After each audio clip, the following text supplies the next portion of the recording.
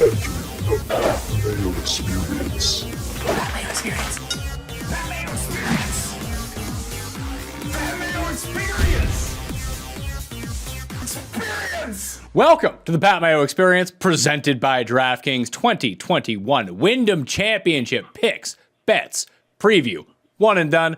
We got it all for you. Remember to smash the like button to the video. Tell me who you're betting this week, because honest to God, I looked at this board and I was like, I don't have a clue. I'm going to do my research. I'm going to talk it through with Jeff. Hopefully I hear from some of you guys as well. And I already put up the research show, which you should go watch, by the way. So remember, smash the like button. Give me some bet to bet on in the comments section. Maybe I'll talk this through and we'll have some for you as well, because there's a couple guys I'm leaning towards, but I want to hear what you have to say. And subscribe to Mayo Media Network. 1 week left in the giveaway for fantasy football picks and bets. A brand new episode just released on Monday, covering the NFL news from the weekend and Monday morning, hosted by yours truly. So you can go check that out once you're done with this one. But if you do want to get into that cash giveaway, it's up to $1,000 in terms of the prize pool right now. In terms of giveaways, we get a few more reviews. We're bumping that up to $1,500, but we need probably like 35 more reviews to hit that threshold. Hit the description, fantasy football picks and bets on Apple Podcasts. Subscribe to the podcast version, rate, review, and leave a Twitter handle and email address in the review, and you're in the draw. That's all you got to do. It takes like 30 seconds, and you could win. We're doing $100 giveaways for it. So we have 10 $100 giveaways to do. It could be 15 if you continue to go support that. FantasyNational.com/Mayo. Get you 20% off. RunTheSims.com. The Fantasy National for football is now launched. You can become a member over there. RunTheSims.com/Mayo will get you a discount off that as well. The custom game simulations are really where you want to be at. That tool launches on August 15th. So get in right now where you can still get the cheaper price plus the discount, because that sounds pretty good. Listeners League link is open as well. Let's go fill that. So we have some good ones for the FedEx Cup playoffs. Geoff Fienberg is on the line. I am rolling without a producer today, Jeff, so I apologize for all the technical delays. We're back in the days of me doing everything by myself while Paul's on vacation. I told you, you come a long way since the edit suites all by yourself in some fancy downtown studio to your own basement with no producer. Exactly. I mean, maybe I can get my wife to help me out at this point. I mean, I'd ask my mom, but at least I live in my own basement, and I'm working out of my own basement for the time being, not my mom's basement. So I feel like that's a big win for me. I can't disagree.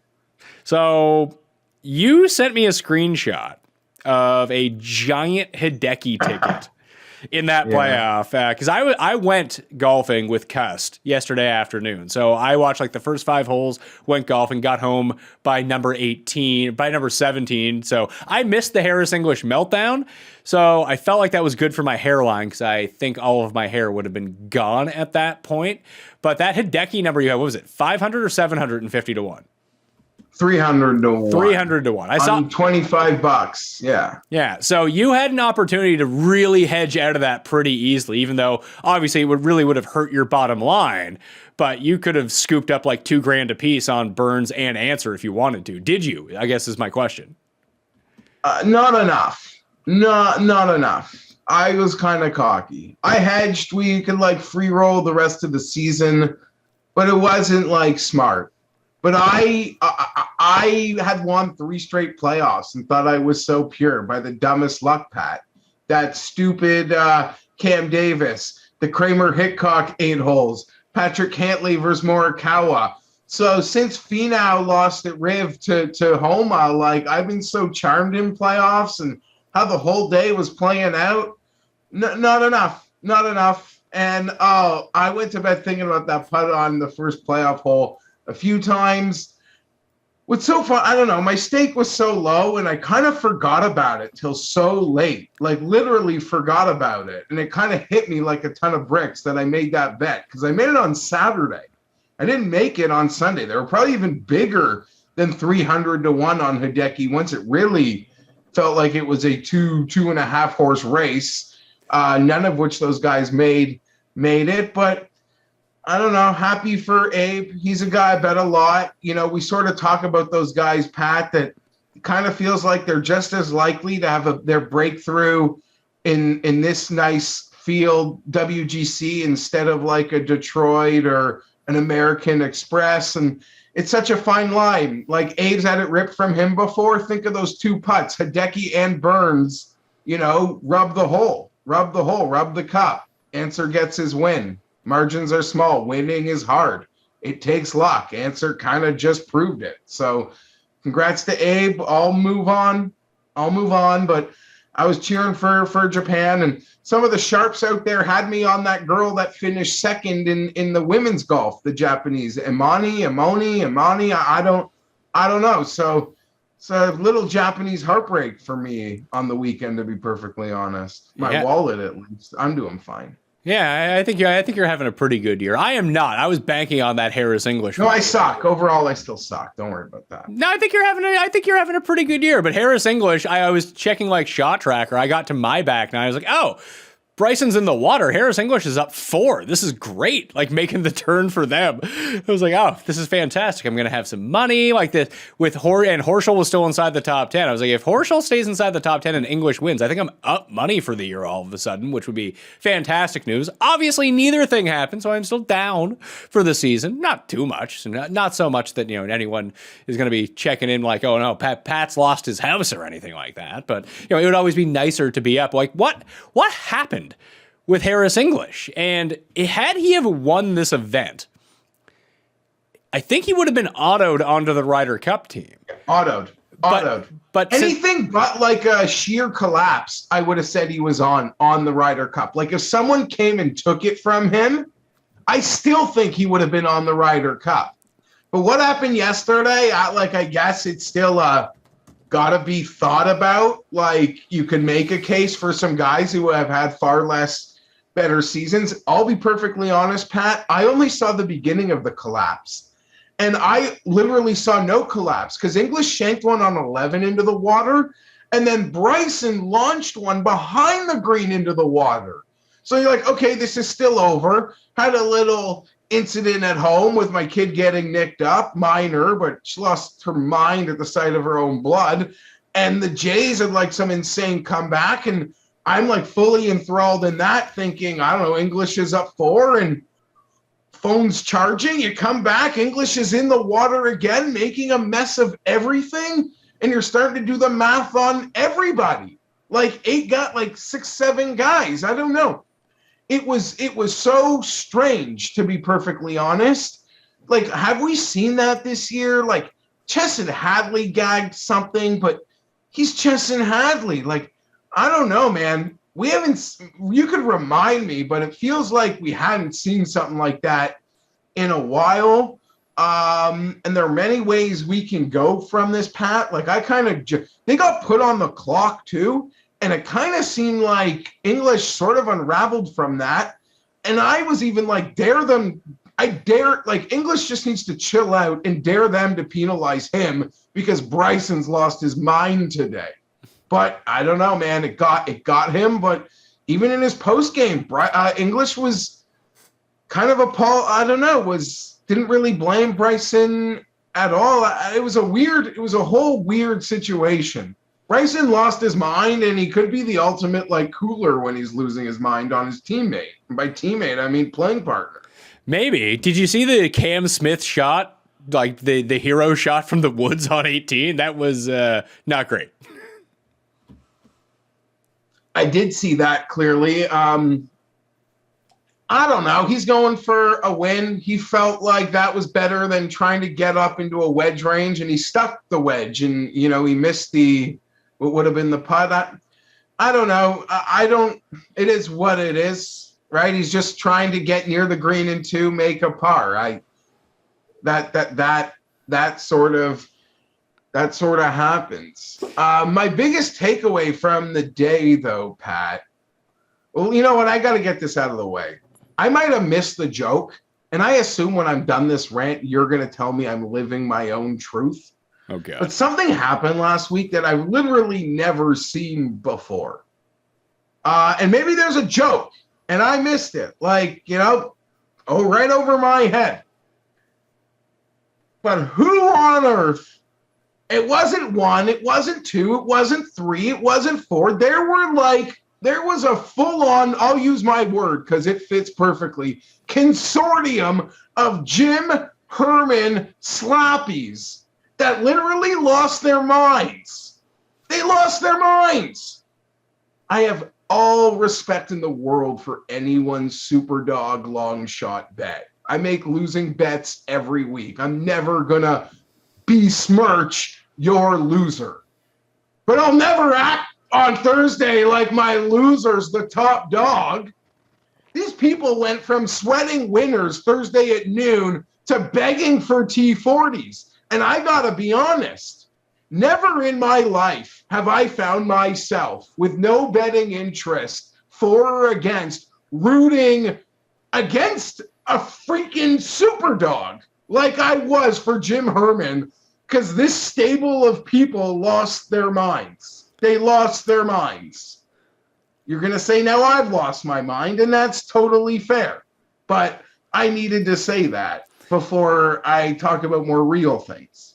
I don't think I saw this whatsoever. I tried to take a social media break this weekend. Good for you. Thank you. Just trying to get away. But I saw exactly what everyone saw with Herman. Like the ball striking numbers were up. I talked about it with Reed on the DraftKings show. By the way, the DraftKings show this week is going to be on Wednesday, not Tuesday. There's going to be a football show on Tuesday, then golf on Wednesday, and obviously the research show. I think that's how it's going to go for the next few weeks or so. So if you're looking for the DraftKings picks, they should be better because we're going to have more information later in the week in terms of ownership percentages and everything like that. So just a heads up on that. But I got the Jim Herman thing. I understood where it was coming from. I didn't bet it, but I also didn't see people like victory lapping it on Thursday, but maybe I just wasn't looking for it. I promise you, you could give me like your 3 or 4 most respected, because you could acknowledge Fienberg is. There's going to be a Custy Award where I have to go head-to-head versus Tim in a most insane. And I'm certain I'll never lose. Well, maybe I would. But I at least acknowledge these things. But you could literally give me any 3 or 4 of your most sane, responsible, respected people in our space. And I promise you I could get at least 1, 1.5, 2 of them to corroborate my story. I mean that. I mean it. But I guess the counter would be, isn't that kind of the point of betting on these like 400 to 1 long shots? Because someone asked me, because I bet on Rory on Friday evening at 750 to, that's where the 750 to 1 number was in my mind. He was like 11 strokes back. I was like, well, he could go like 62, 61 and at least cash the top 4 or something like that. Or, had he have gone 62, 61, he would have won this tournament, as it turns out, based on where the winning score ended up being. But it's kind of one of those things where it cost me $10, 5 and 5 on the bet, 5 on the outright, 5 on the each way. And I told someone that they're like, that you should just probably bet that top 20. I was like, yeah, you're probably right. But I just want Rory to come out and make like 2 birdies in the first 2 holes, and it'll be worth the $10 for my excitement. Like, that's really all I wanted out of the bet. I know that sounds stupid, but I'm a terrible gambler. Stuff like that gets me excited. And he made 3 birdies on the first 4 holes. I was like, whoa, here we go. Like, I got like a legitimate half-hour heart rate out of it until he completely went away. So I get getting excited about it. I'm not going to begrudge people for that. What I would begrudge is if you actually saw people like, oh my God, this is over. Like I'm cashing out my, there's no way my 400 to 1 Jim Herman could lose. I know what you're talking about, and I would never bring up what I said for people acting like you. I mentioned, like with that Rory bet, and we see that every week. There's always a fun long shot. This was like above and beyond. And again, maybe I missed some joke where these guys all got together and we're like, we're going to hero him via because he's really fun and endearing on Twitter, Pat. Like he's made these like corny jokes trying to sniff like a T30 in this PIP money, that any drippings of the au jus from the meat of the PIP, he's trying to chase. And why not? If you like the internet, why not? And maybe I missed like some group chat where it was like, we're going to do this. And to your Rory bet, you saying that actually hit me. That's why I bet my crazy Hideki bet. Rory got off to that crazy run to start Saturday or something, and he went from your crazy 700 to like 80 or something. Yeah. And Hideki was literally tied with Rory, but was 300 to 1. because Rory was getting, I was like, you know what? Like, I'll just try that. It was on the site with no each way, and I probably would have clicked each way on 300 to 1. But yeah, there's that. And I promise you other people would corroborate that Herman thing, and maybe I missed the joke, which is also fair. You could be like, Fienberg, that was a joke, and you just missed it because you're such a, I don't know, a turd, whatever. The main takeaway, though, in my opinion, from yesterday, Pat, there's an incredible, I really enjoyed it. It was started from a tweet thread by Shane Ryan into an article.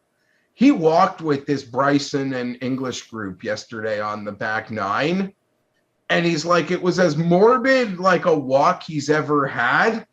And his biggest takeaway from it was Bryson DeChambeau, for how silly what comes out of his mouth can be and how lack of self-aware I've acknowledged he is getting bullied on the golf course. And people can think that's fair and right, but I'm just here to tell you it's wrong. It's really wrong. And Ryan explained it so eloquently that I would feel silly even trying to paraphrase it, but it's wrong.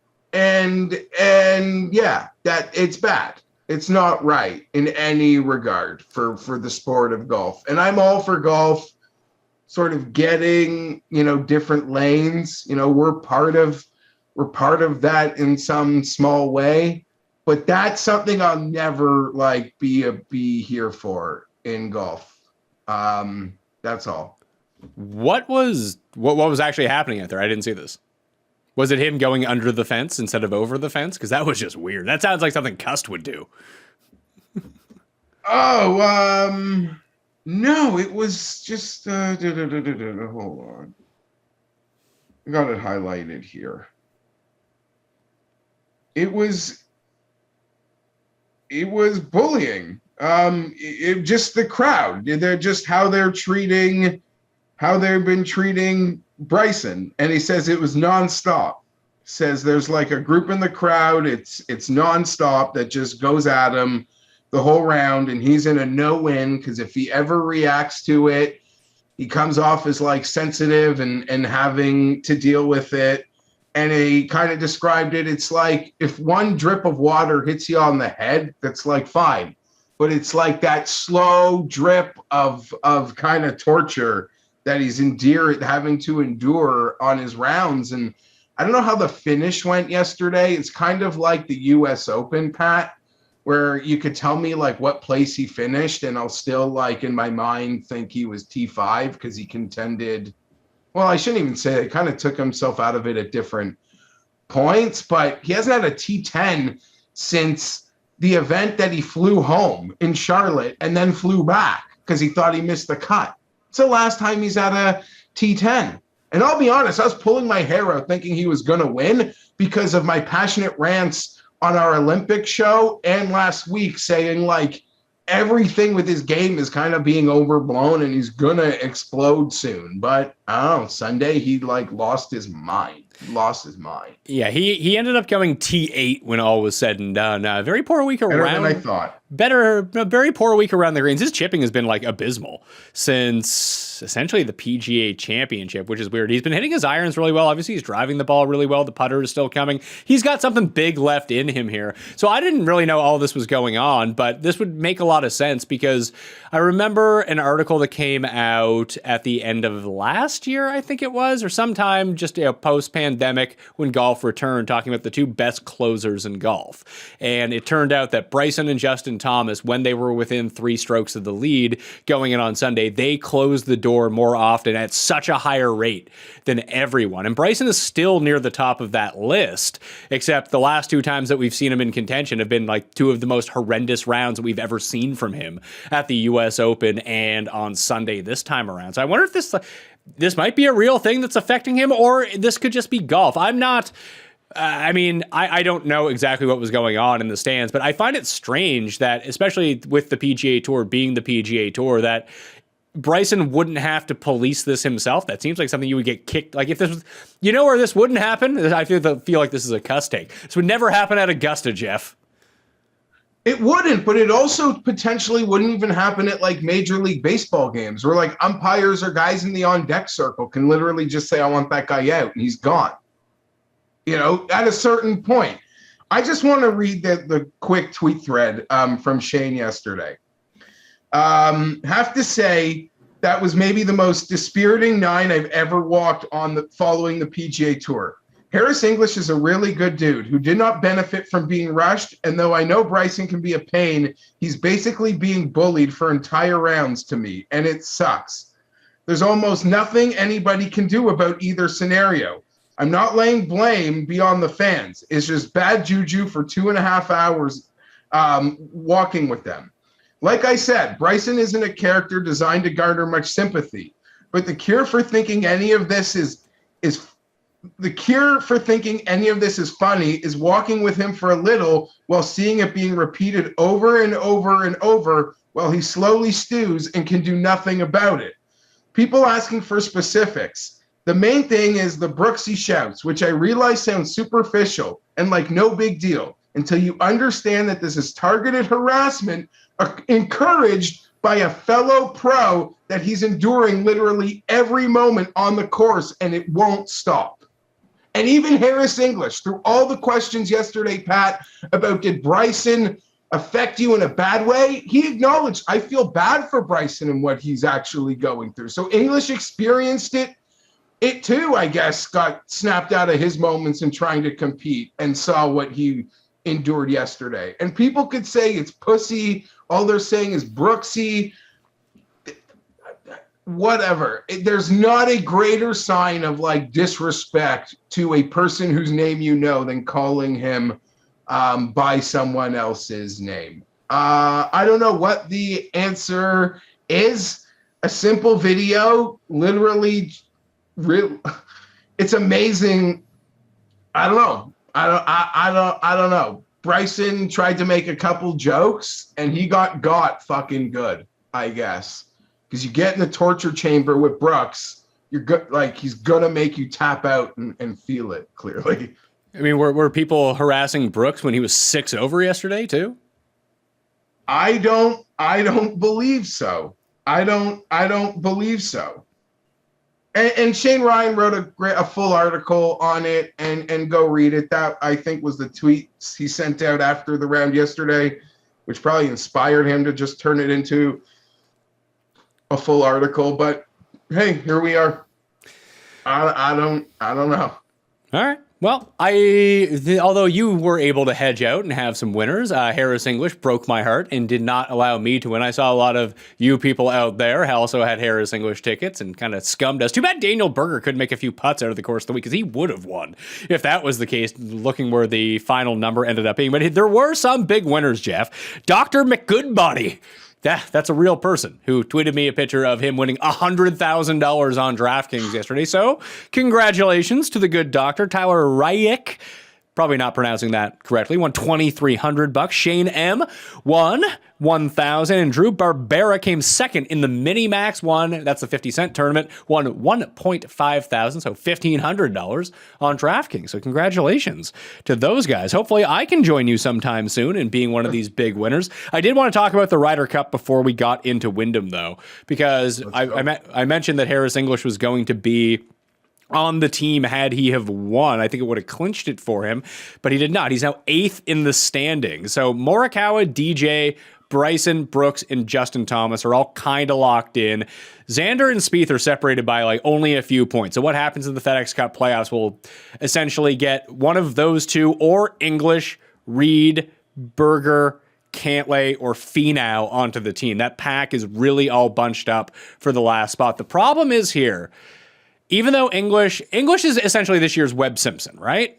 Where he's a guy who was good, not great, I mean, Webb had won a major beforehand, but like he went through this 5-year stretch where he was a good player. He wasn't great, got kind of bad, came back, and all of a sudden he was awesome. Harris English has essentially taken that role in 2021. And even over the course of the last 18 months where he was good, he went away and was like legit bad. He makes this comeback and all of a sudden he's a top 10 player in the world again. But he's number 8 in these standings. And if he doesn't qualify for this team, I don't know if he has the name power to squeeze himself onto it. Okay, this is where I will potentially disagree based on history. Historically, I've gotten the sense that they have used these Ryder Cup spots, the final spots, as sort of lifetime achievement awards. These are like all-pro spots. There's no all-star games, and I've joked with you many times, or seriously said it. These are like the best all-star games in sports because they mean something, and these designations mean something. The same way, like you acknowledge how many times a guy's been an all-pro or an all-star, having a Ryder Cup or for an international player, a President's Cup is kind of that highest honor you can achieve. The U.S. has always, in my opinion, used these last spots or tried to make that final spot, say, a lifetime achievement award, then say reward a player who's young and might be there. Yeah, there's an issue with this, though, because Phil gets that spot this year, because Phil's going to be on the team. I don't see Harris English missing the team right now. I don't think he can make this team over Tony Finau at this moment in time. So you think that they would take Harris English and not take Tony Finau? At this moment in time, I think you have to have sort of credibility of being able to, you have to have the ability to send the message to everybody that you can play your way off on this team and for fucking off it. I get that part of it. So let me ask you, here are the guys who are like... I'm the one saying Finau's out, and you know me, I'm the loser that bets him, but I don't know how you could take him over English or think he deserves it more than English. I don't think but that you're also not saying who deserves it. We're trying to guess what Stricker would actually do. I don't know. Finau was great in Paris. He's one of the few Americans that played well, I want to say. So looking at it right now, like, would you, like, if we're just guessing who's not going to be on the team, not necessarily deserving of who's going to be on the team, we'll say that the top 6 spots are locked up. Xander has the last one. That leaves everyone else for 6 spots on the U.S. Ryder Cup team. Do you think they'll take Spieth or Harris English? Jordan Spieth is on the team. Okay. Phil or Harris close. English? I don't think that's a lock, as people think. I don't envision a situation where Phil's not on this team. He has a major win. This is probably his last chance to be on a Ryder Cup team. And you know the suits at NBC are going to be twisting the knife into Team USA here to get Phil on this fucking team. Maybe, but Phil will play Sunday, and with the limited sessions, I don't know. Phil will get in there. I don't think it's a TV thing at all, to be honest. Phil's on the team. He's playing hyper-limited sessions. Anyway, not to say English would play full sessions. I don't think that's a lock the more we get in. I think the last month could say a lot about that. Yeah, obviously, what happens in the FedEx Cup playoffs, like you could have someone go out, almost like Bryson did a few years ago, and just went back-to-back events in the FedEx Cup, and then all of a sudden they're on the team. But I think that Harris English is weirdly the odd man out here because, like, Patrick Reed or Harris English. Over hell or high water, Patrick Reed will never not play. So he's playing again. Like, I don't want to make the joke because I don't want to get blocked because I love him so much. But like, bro, like, you don't want to go home for a week? What's wrong with that? Well, when the family's on the road with you, why even have a home? You're pulling. He's like the American Sungjae at this point. No, because he always talked like I go home for like a day and a half. And I guess a place like Wyndham, he didn't even practice for Tokyo. You think he needs to practice the Wyndham? Yeah. Would you go Berger or English? Because I think Berger gets that spot. Berger's another guy, big push. And oh my God, like, if you think that you've been dried up betting Daniel Berger the last little bit, I don't know how you could quit him going into the FedEx Cup. Look at his Players Championship finish. Look at his like US Open finish. Look at his British Open finish. Look at how he placed this week at a full field. The guy is nails. Yeah, and well, hold on. I would take Daniel Berger too, and I think that they will take Daniel Berger in this spot. Like, he has just as many wins as Harris English over the last 18 months. No, he has less. No, he has 2. He won at Colonial and he won at Pebble. And Harris English also has 2. Oh, yeah, I guess Colonial's more than 8. Oh, yeah, sure. Yeah, I take Berger. Cantlay is behind Harris English on that list. I would have to think that they're going to take Cantlay. Cantlay and Finau, I don't think are locks, like versus Harris English. I think they can play their way on or off. I would expect Cantlay in the end to make it. But if Harris English just keeps kicking his ball down the road here, he's going to be on the team. I think it comes down to English versus Finau for probably that last spot when it comes down to it. And you still have guys like Scheffler, who if he wins an event, he's on the team. If Zalatoris wins an event, he's on the team. Kokrak's already won. Kokrak has won twice. If he wins Wyndham and he has 3 wins, can they keep him off the team? No, you're right. All great conversations. I love even talking about it. My juices are flowing. It's the one thing. It's like that light in the golf tunnel. Although I've mentioned to you, Pat, the season's exhausting. I'm looking forward to it being over. At the same time, I think we both agree and acknowledge the next 2 events, the first 2 legs of the FedEx Cup, might be the 2 best events of the year in terms of field strength, when you consider, everything in terms of form and how tough those are to win and how entertaining they can be. And then it's football and the Ryder Cup. So, and my Blue Jays are making a playoff push. Like, I'm fired up. Like, I wake up with a pure adrenaline every day. And the Ryder Cup is part of that gasoline lighting in my soul right now. And debating Ryder Cup, outside of talking Chargers, is probably my favorite thing to do. Like, so all of it. And Will Zalatoris, I think we're going to win this week. So that's going to pour more gasoline on this conversation. And if Scheffler wins, I mean, there's a lot of guys back there, Pat. Although the U.S. has never been inclined to, take this young. They're always so good that they've always rewarded veterans at the very back instead of a young guy who might be there for the next 5.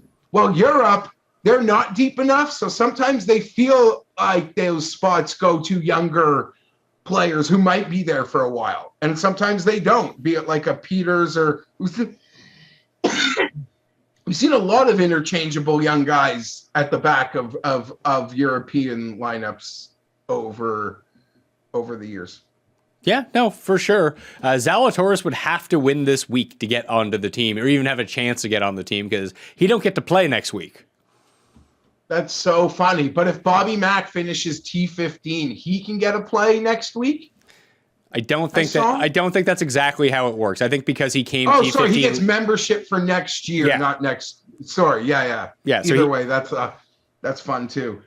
Tommy Fleetwood's 140th in FedEx Cup points.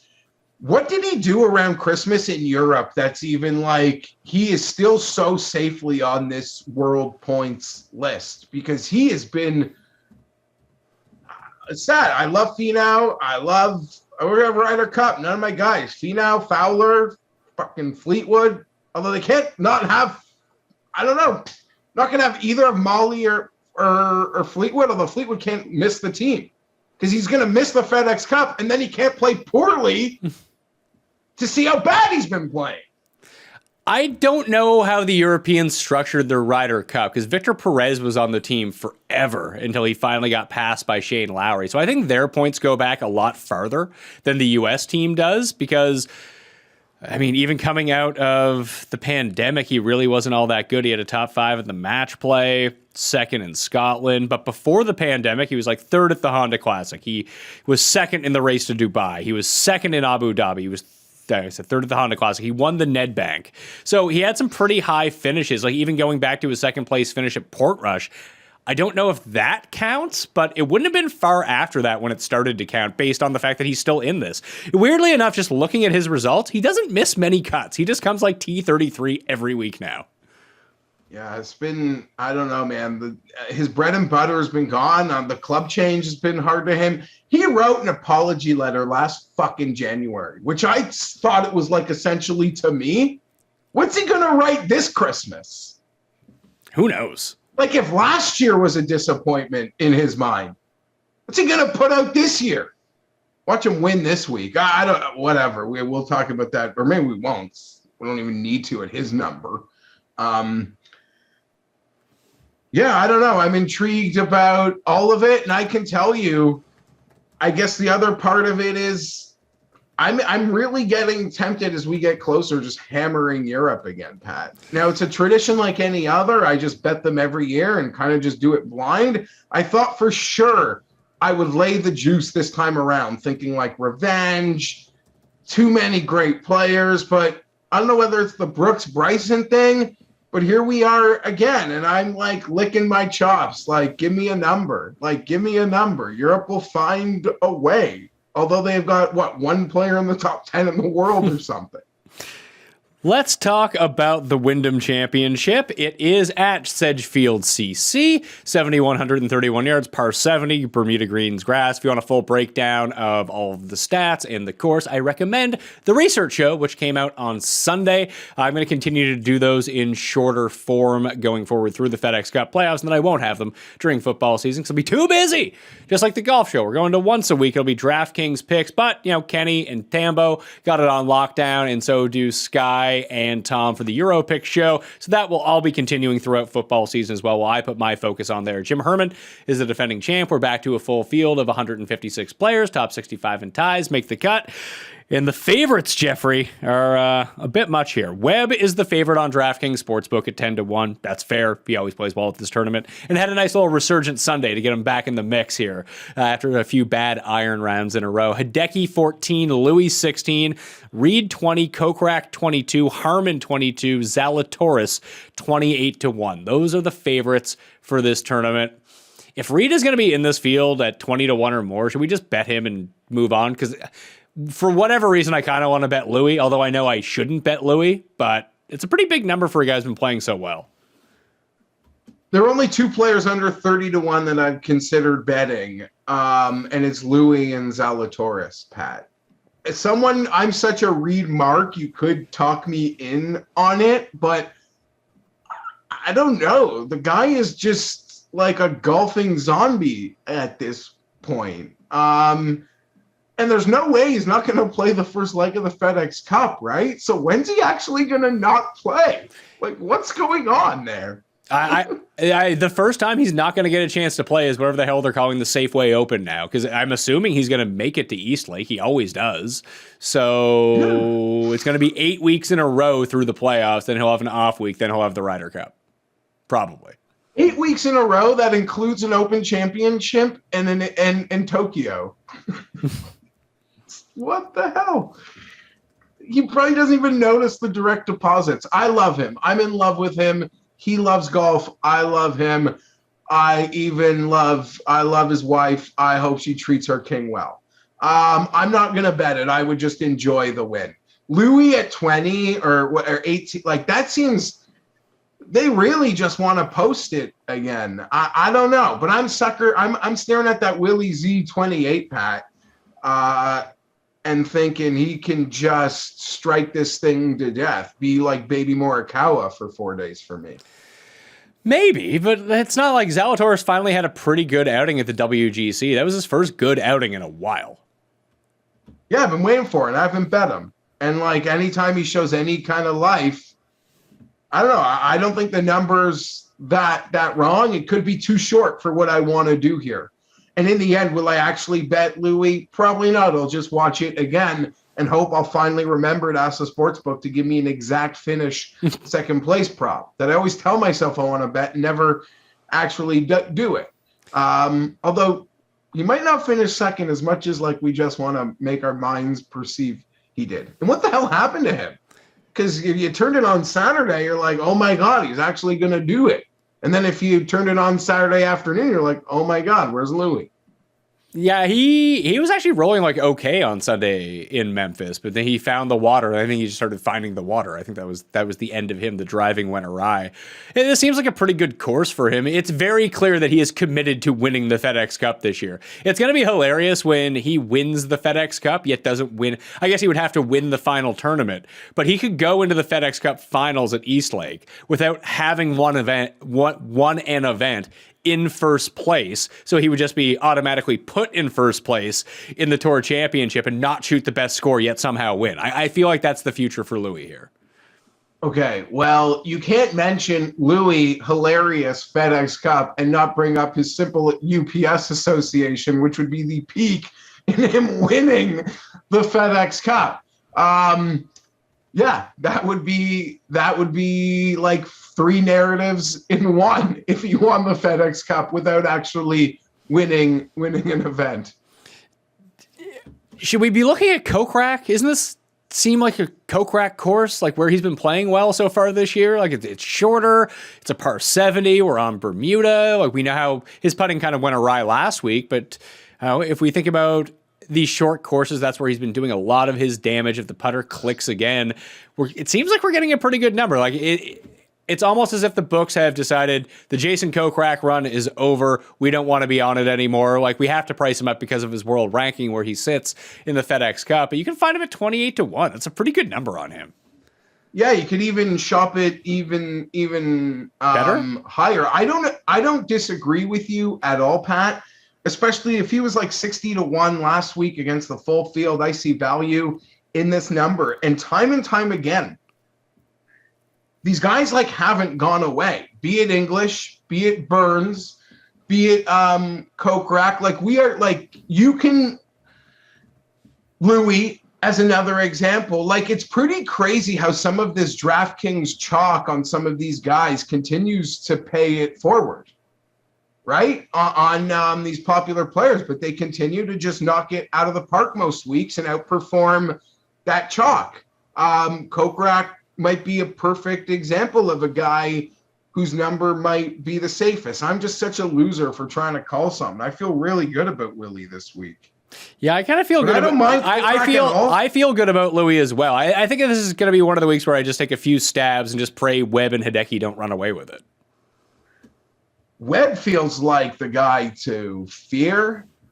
Maybe it should be Hideki, but he always seems to scare me at this place, and he needs his Ryder Cup push. I don't think Webb is going to be on this team.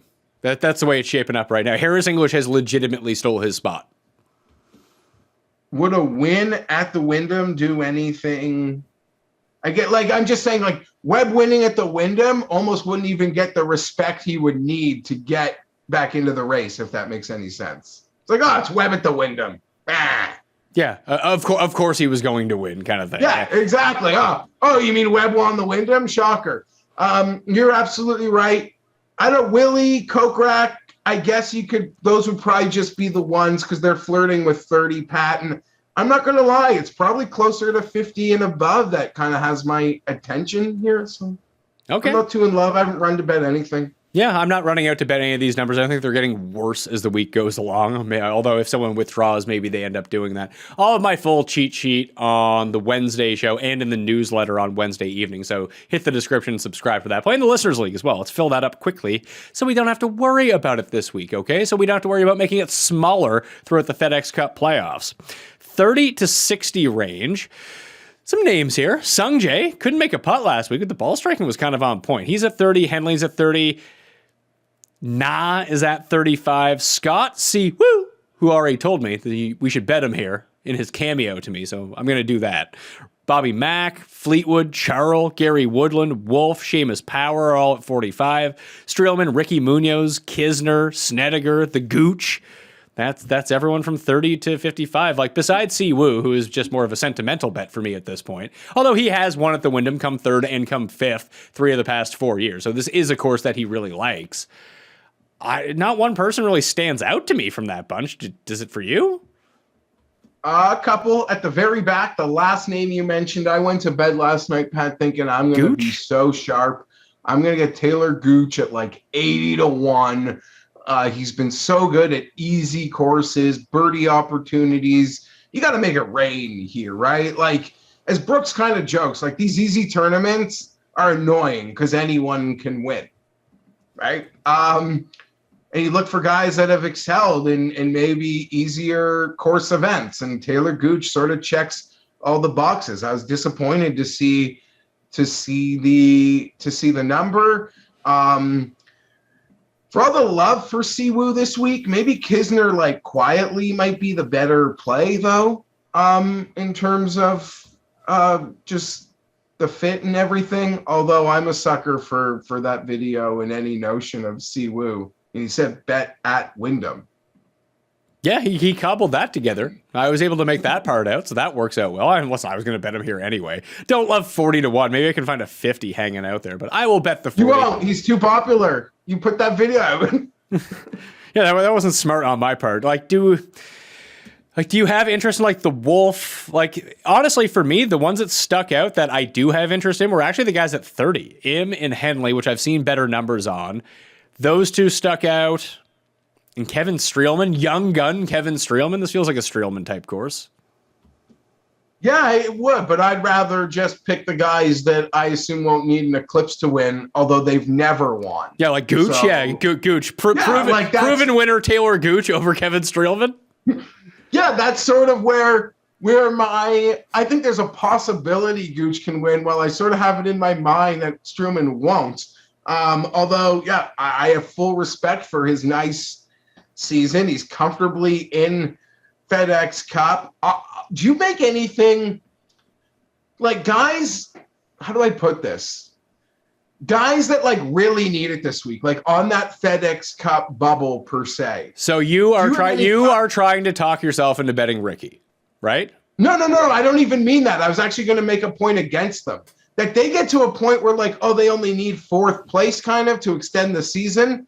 Well, like, I'd rather just bet a guy in like 80th and he's comfortably in the next events. He's just, no, I'm going to play to win, or am I an idiot? Ricky's got so much money, he'd probably play to win, but there's a fine line in this. I'm not really here for the guys who like need it, I guess it was actually the point I wanted to make. Yes. That would be Tommy and Ricky potentially needing it. And Rose. And Rose and Scott. Molinari. So there are a few guys here who certainly do need it. What about Woodland? Woodland should be, in my brain, Pat, there's a case where Woodland could be a 2-time Barracuda champion. Yes, and unfortunately, he couldn't outduel Super Nintendo Chalmers one year, so that's a problem.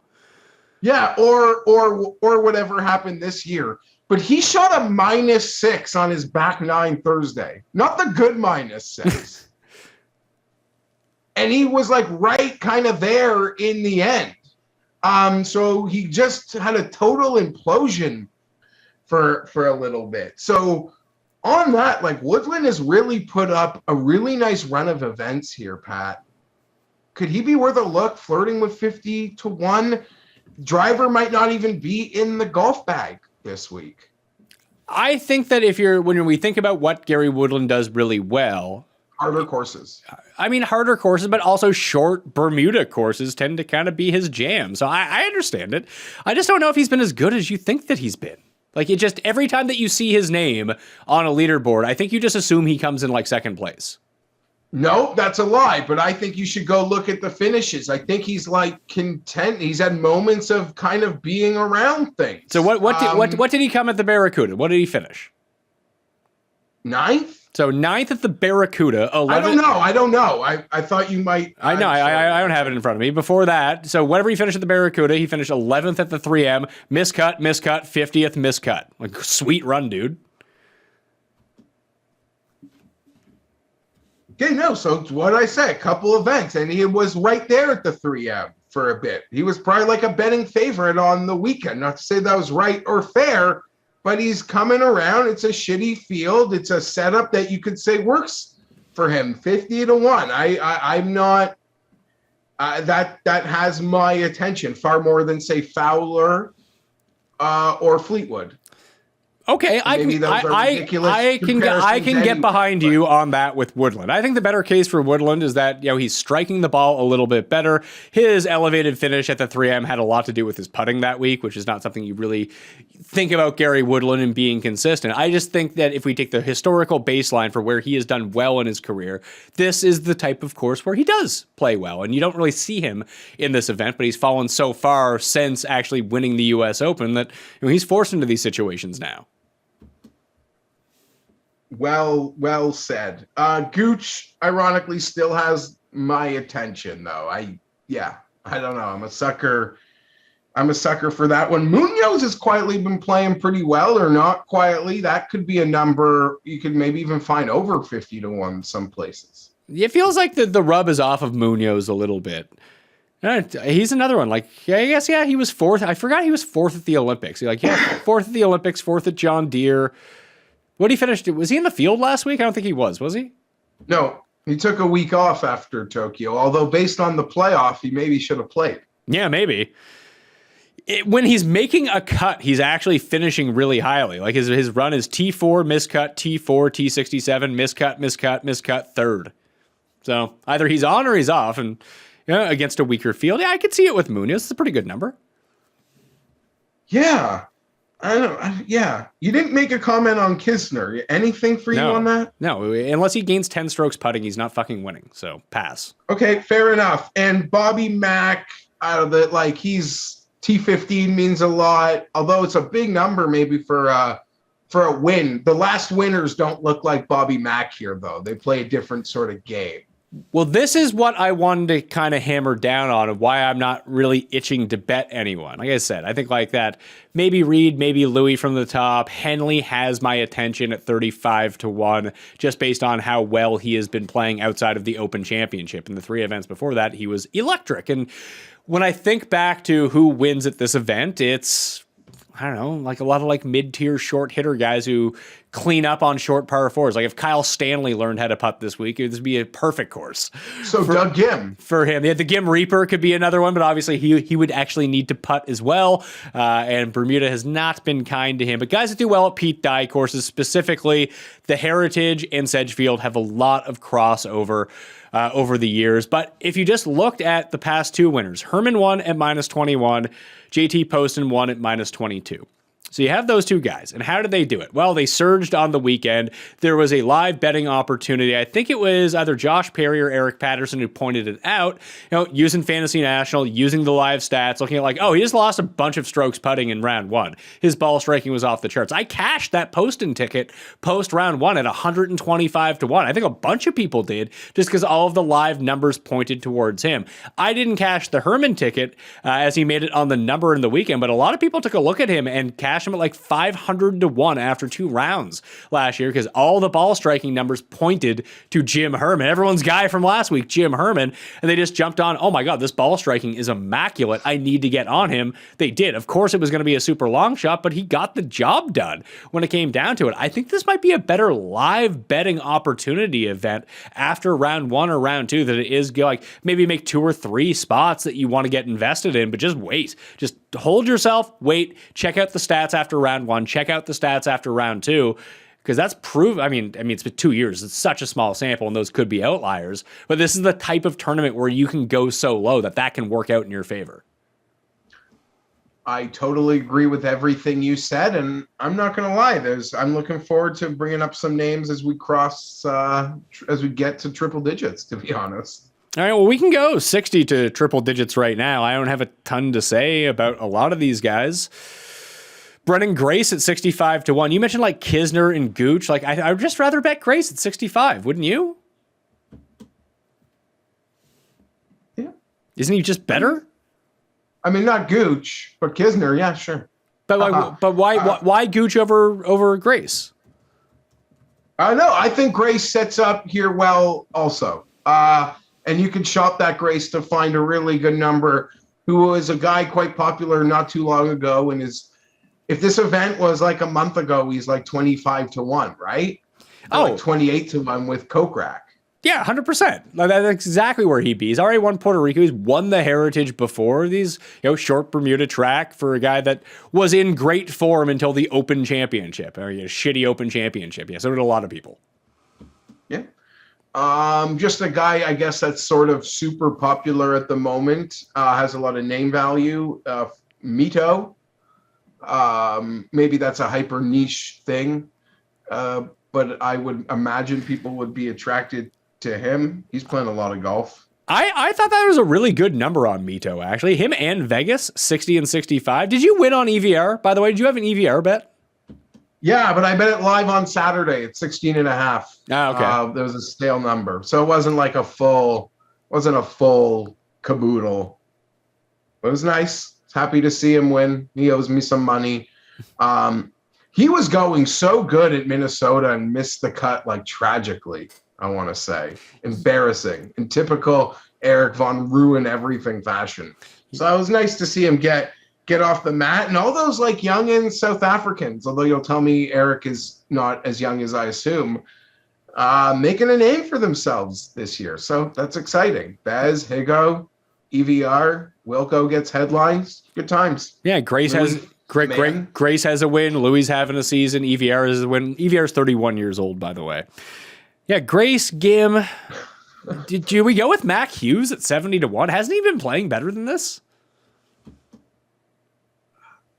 Yeah. Kirk at 80-1? Your guy, Chris Kirk? Yeah, Kirk, you get higher, but let me what about Shez at 100 on DK? Oh yeah, I ran the model. Shez rates out number 2 in the modeling. Can he make it? All right, so I'm gonna bet that like right now. Okay. Because that's one I was looking at. He's got me excited. What's the best number you see?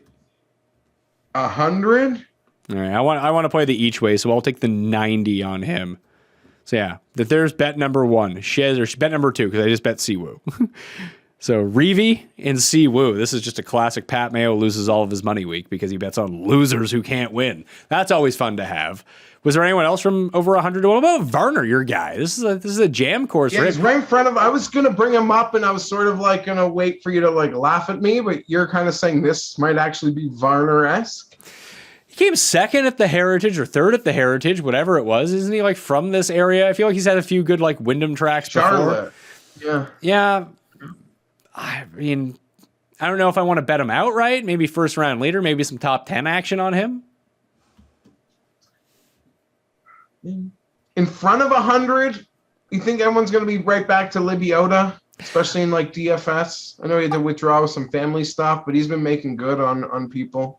Yeah, 70-1 is actually a pretty good number for him. I do worry that he's been gaining all of his strokes putting. Like, not all of his strokes, but he's been the number 1 putter over the past 24 rounds in this field. And he's not the best putter out there. So maybe he's discovered something. He's on one of these hot runs. I don't think that we can discount that. I was surprised to see him in Vegas and Mito's number as low as they were, though, honestly, with the way that people have been betting them, wanting to play them, and they've been kind of returning good results for people outside of the withdrawal from Libiota. I think they had a baby, didn't they? Isn't that why he left? No. I think his dad, he went to be with some sick family or something. Oh, okay. Well, I hope you're right. Sort of the opposite of what I was thinking in my mind. Either way. Yeah, I hope you're right, and I am wrong on that matter. What about Lucas Glover? He just won. I know, you're just sort of going off the like finite for him. Like he's not going to do it again, but we've seen some nice runs from a lot of guys, and this sort of sets up perfectly, and the field strength's not too hard in terms of who you might have to stare down on Sunday to get the trophy if it is a top guy. I guess so, but I feel like he used up all of his good putting in his win. I mean, it took him over a decade to win again, so maybe I'm completely wrong about that. Maybe he'll pull up Brennan Todd and go win back-to-back events. I don't know. I don't have a ton of interest in Glover, though. We could get 100 on Shank, who's like contending every week. Does that do anything? I'm just not there on Shank. Are you? I'm not so much there, but he seems to just keep showing up. Keep showing up. Anyone else? Herman? Yeah, go real far. There are a couple. No, where are they? Russell Knox. I Okay. mentioned like the Heritage, Sedgefield. Is he so lost? Because his number's absurd. What's his number? 300 or 250? It wasn't particularly on my radar. The guys that I kind of had circled, I'm not going to bet them to win, but I'll see how they're doing after. That's the thing. I want to limit exposure, see what's going on after round one, and make some decisions then. It would be like Molinari, who I do think, baseline skill set fits this really well. But then you have other guys who are just playing better, like Stewart, Armour. I think they set up pretty well for this course with their. They're going to need to putt, obviously, but shorter irons are very accurate off the tee. They're not going to get themselves into a ton of trouble. You see, Matt Kuchar is 200-1. He was like 250 in Detroit. Or no, that's a lie. It was like 150, which then dropped to 80. I don't know. He's totally somewhere else. I'm going to bet Satoshi Kodaira at 250-1 with an each way. I'm definitely in on that. And just hopefully Siwoo and Toshi go to a playoff like they did before, and I just win all the money, and then I'll be happy. It looks like DraftKings is KH Lee at 250. Okay, Satoshi at 350-1. There's a number for you. I'll bet that for sure. And this is kind of embarrassing because this player's been playing well for him. Like, even I think you would acknowledge that. And I don't think I've ever brought him up in his run. And I don't know that his run has ended, but Bo Hostler's like 250-1. Can you describe to me what his quote-unquote run was?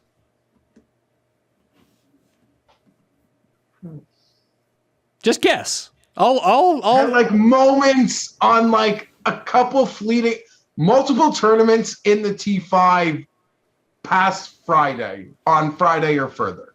Okay. So you are correct about that. He's been better recently. He missed the cut at the Barracuda. He was 49th at 3M, 15th at the Barbasol, missed the cut at the John Deere. Those are his last four starts. 25th at Rocket Mortgage, 10th at Travelers, 19th at Palmetto, missed the cut at the Byron Nelson, 77th at Wells Fargo. Okay, I don't want to bet him, but you know who I do want to bet, and I'm actually excited to bet because I've kind of been keeping an eye on him. Sam Ryder, I think, flirting with 200. He seems like a guy who would play well here, doesn't he? Yeah, I don't just go explosion, Bermuda grass. He's a streaky player. He was really hot early in the season and kind of seeing life returning. Not like top of leaderboard life. So I would get nervous because he'll get nervous, maybe being back there. But I've been watching him, and I think there could be an opportunity. That would probably be my favorite bet over like 150-1. Sam Ryder. All right, I'm going to do some more digging into Sam Ryder. This event is lifeless. Get us to next week. Yeah, it is, because I want to mention another player which could get me something thrown at. Okay. But only because I'm overrating probably how well they've played, but Chesson Hadley 300-1.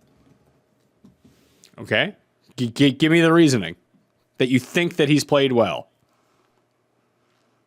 Outside of his top two finish, his tie for second when he blew it at Palmetto, he has a big blow. Camilo 300. Okay. That was me trying to get off of answering a Chesson Hadley question. It was just name another name of a player I'm not going to bet. I think we're good here. We have an all-star field next week. Like you said, it's probably the best strength of field of the year of any tournament. Except for the players, maybe. You could be onto something with your Brian Stewart name drop, by the way. What do you got on Brian Stewart? Just this is the sort of pitch and putt where he does sort of pop and get really hot. Yeah, he would need like the super hot putter. I'm still kind of wishy-washy on Kirk. Like, he's been bad. He's missed 3 of his past 4 cuts, but he was 12th at the Rocket Mortgage. This feels like the courses he was playing well at earlier in the year. I feel like this correlates a bit more with some of the more recent ones that we've seen. Don't you feel that way? He's a form player, and he gets it, and he keeps it going to sort of cash his placings. But when he gets out of it, he's out of it. But If you're saying the last time he teed it up after a bad run, he was T12, and now he's going to a course fit, I don't know that I'll bet it, but I could definitely see getting behind him in other ways. Yeah, maybe it's more of a DraftKings. He's made all 5 cuts the past 10 years that he's played at the Wyndham. Man, I just don't have a good feel for this week. I just have usually, like, even though I'm wrong about who I'm taking, like last week I was hyper focused on Berger and Harris English, and we were both on Sergio. And 2 of those guys were good. They just didn't win. I just don't have that, like, oh, that's the guy this week that, like, I'm in on. Like Vegas, I was super in on at 3M. He came in second. Like, my guys just aren't getting to the finish line and crossing it. But the guys I felt really good about, I feel like are playing well. And then, it's a crapshoot when you get to the end of it, and hopefully they can make enough putts to win and don't fuck it up at the end. And they haven't been doing that. They have been fucking it up at the end. But I just don't see one guy that pops out to me. It's like, oh no, that's the guy. Do you have that, or are you on the same page as me? I like Taylor Gooch and Chez Reavie. And that's coming from a guy that loves to bet really good players. So look at what this tournament's done to me, okay? All right, so let's do some quick picks for the Wyndham Championship, along with our one and dones. I got Siwoo at 40, Grace at 66 with the top 5 each way, Chez at 90 with the top 5 each way, and Satoshi Kodaira at 350 to 1 with the top 5 each way. Those are my 4 guys. I'll tweet out if I'm getting in on the action after Thursday's round and after Friday's round. But you know what? I'm basically on vacation this week. I have 2 shows to shoot. Everything else is in the bank. This is like my 1 week off before football starts. I might just sit this one out. I'm not going to lie to you. Although I'm in on 4 guys. Yeah, I don't know. Sure. Bet your auto Siwoo and call it a week. Yeah. If you need to. So where are you looking at here? So, like, you can count it, you cannot count it, but Siwoo said bet at Wyndham in a personal message to you. So I have bet Siwoo at Wyndham, just like he said to you. I haven't bet Taylor Gooch because I don't like the number and hoping other people don't like him so I can get a better number, or my street books never heard of him and they just like post a number that they shouldn't. But if I have to, I will bet Taylor Gooch at like 55 to 1. I've bet Chez Reavie at 100. I just did that, and I'm going to bet Sam Ryder. My favorite really good player this week is Will Zalatoris. Yeah, I'm between like Louis, Reed, and Kokrak, I think. And Henley. I might bet one of those guys, maybe 2 of them, and I'll say fuck it.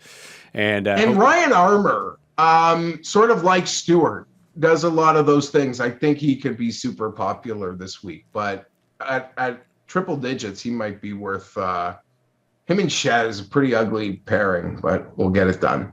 Yeah. Also, in the newsletter, I'll probably have the prize picks plays for this week. By the way, if you're listening to the audio version of this, hit the description, use our link to go sign up for prize picks. You get up to a $100 deposit match on that, or just use code MMN for Mayo Media Network, and you'll get that as well. Trying to figure it out a little bit on fantasy football picks and bets. I'm going to have Cody Main from Establish the Run back on. He crushed preseason last week. We won a bunch of money on prize picks with him, and I actually hit the 2-play. I finally did the 2-play over-under, so I had the under on Berger, the under on Louis, and that cash for 3 to 1. So I'm starting to figure it out a little bit, Jeff. I like these over-under finishing positions. I actually think they're better than head-to-heads in terms of like the prop market. I agree. And there's also really good opportunities if you're not stubborn from just like liking a player to, I think, take advantage of soft numbers to the over in a lot of instances.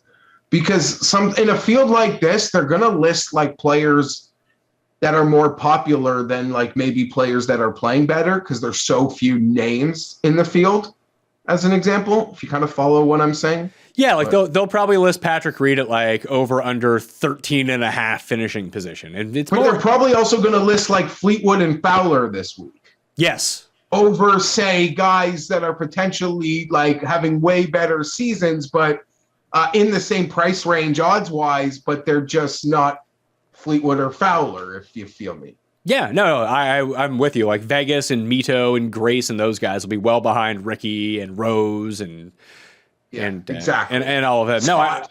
Scott. I think it's a good situation to take advantage of, especially if you're in a state like where you can't legally bet.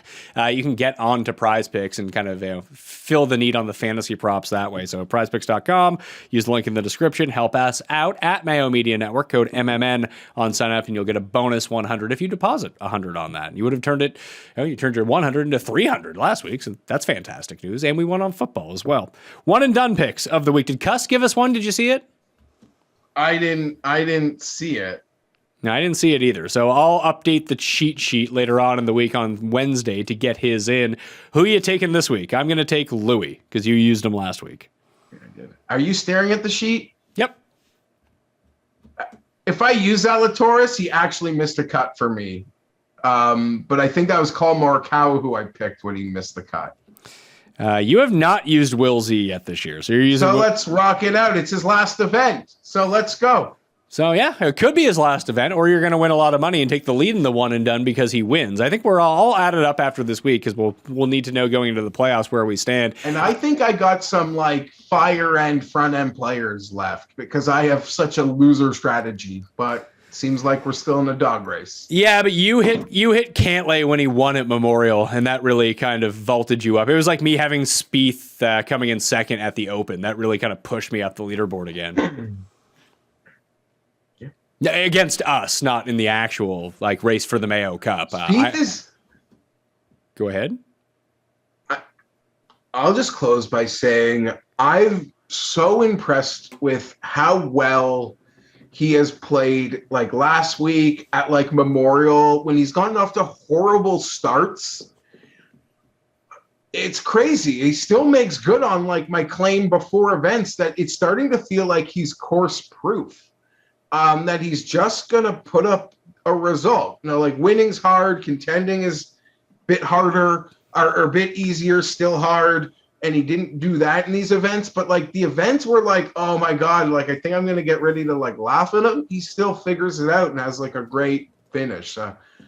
Incredible. And like he might not, sometimes I don't even feel like he's gotten enough respect for like how good the season has been in some ways.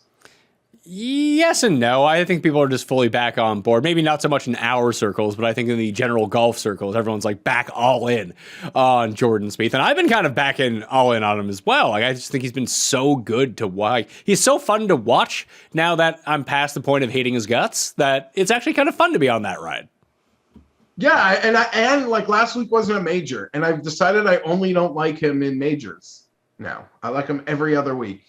Fair enough. Majors. All right. I like to see guys who never win try to win because I lose money on them. That will do it on the Pat Mayo Experience. Wyndham Championship back next week for the start of the FedEx Cup playoffs. I'll be back on Tuesday with Mike Leone, wide receiver rankings. Wednesday, DraftKings picks for the Wyndham Championship. Then Cuss Corner coming out on Thursday. But a lot of you who subscribe to the newsletter maybe already watched it. But it'll be coming out on your audio feeds as well. Do all the things I asked at the top. Smash the like, sub to the channel. Spread the word around. You can watch Jeff Wednesdays and Fridays on FTNDaily.com on The Geoff Fienberg Show. And follow him on Twitter at GFienberg17. Thank you all for watching.